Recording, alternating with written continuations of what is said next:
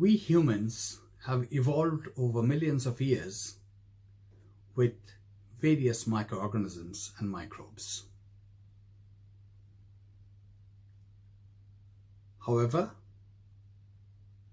it was only very recently, since the Human Genome Project and the technology that was developed both with regards to identifying these microbes as well as the computational skills associated and needed to determine these, that opened up this vast vista of the interaction between microbes and their genes and us humans, and their role in our well-being, health, and happiness.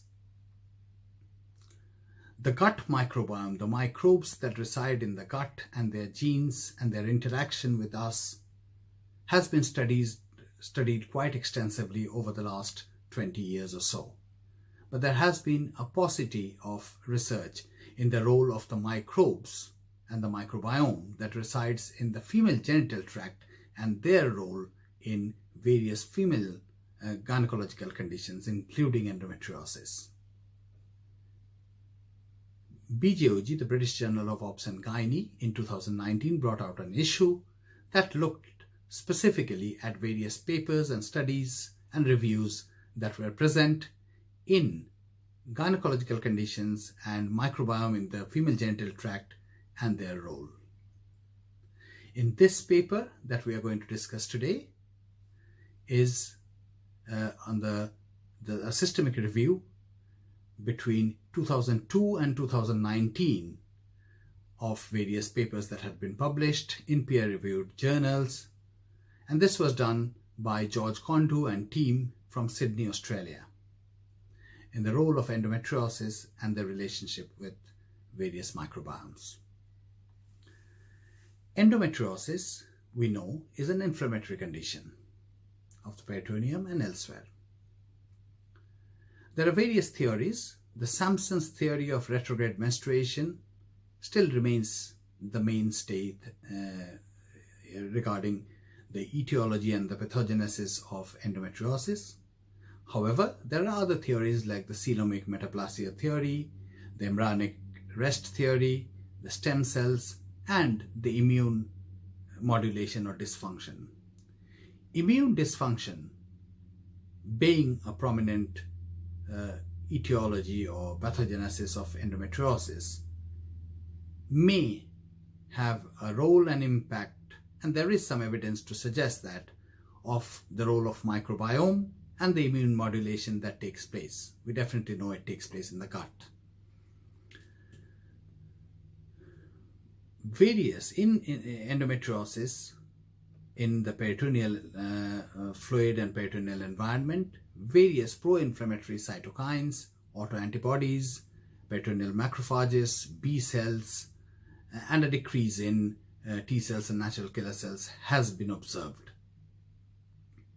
And therefore, the theory and the hypothesis that immune dysfunction, therefore, may have a role in the etiology of endometriosis takes place. And the role of microbiomes in immune modulation comes into effect.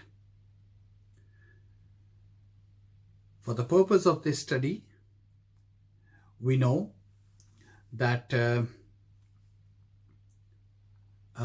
we also know that the immune modulation, immune homeostasis involves that the host immune system, the human immune system, should be able to recognize and tolerate the self-antigens, the antigens that belong to us, and the antigens of the commensal microbes. Microbes being bacteria, fungi, virus, and various archaea. Whereas at the same time determining the pathogens and acting against them. For the purpose of this study, there were 251 studies that were found, out of which only 18 were considered to be relevant for the purpose of this systemic review. These 18 studies were between 2002 and 2019 on endometriosis and microbiome. Out of these 18 studies, 5 were animal studies. And in these 5 animal studies, 4 were in mice. Now, mice does not menstruate, and therefore they were surgically implanted. 1 was in rhesus monkey and the rest 13 were in humans. Out of these 13, 12 had laparoscopically diagnosed endometriosis. In all of these, tissues and fluid were taken from various parts of the body, including the gut, the peritoneum, the ovaries, the fallopian tubes, the endometrium, the vagina and the cervix. 4 studies out of these, also apart from bacteria, looked at viruses, the virome, and published them as well. Now, the outcome of these studies included that there was a statistically significant difference in the bacteriome or the microbiome in 12 studies out of 18. 6 studies did not show any statistical difference. In the 12 studies that showed statistical difference across the spectrum and across sites from gut to the reproductive tract, in a few species of bacteria, which included Proteobacter, Enterobacter, E. coli and Streptococcus, were significantly increased in women with endometriosis. Lactobacilli was also significantly decreased in many of these studies in women with endometriosis. 2 other species, the phylum Firmicutes and Gardnerella species, also had an association with endometriosis, but the exact association was a bit unclear because of conflicting reports on different studies. 4 studies looked at the virome and particularly HPV, and 3 of them found that HPV was significantly increased in women with endometriosis. There is therefore a strong case and need for future studies to look at the microbiome that might be present and associated with endometriosis, and if at all may be associated with an immunomodulation that may lead to the pathogenesis of endometriosis. Many studies also looked at the ethnic and ethnicity differences, particularly the geographic differences, and this may be related to diet, to cultural practices and geographical variations, and it was found that Black women had less endometriosis and the microbiome associated with endometriosis as opposed to Asian women. A recent study also looked at the role of metronidazole, and metronidazole was found to significantly decrease ectopic endometrial sites and inflammation in mice with endometriosis. Khan et al. Looked at E. coli in the menstrual blood was significantly increased in women with endometriosis, thereby opening up a potential for diagnostic or screening tests, a non-invasive screening test for endometriosis. And finally, we come to what's known as the estrobolome.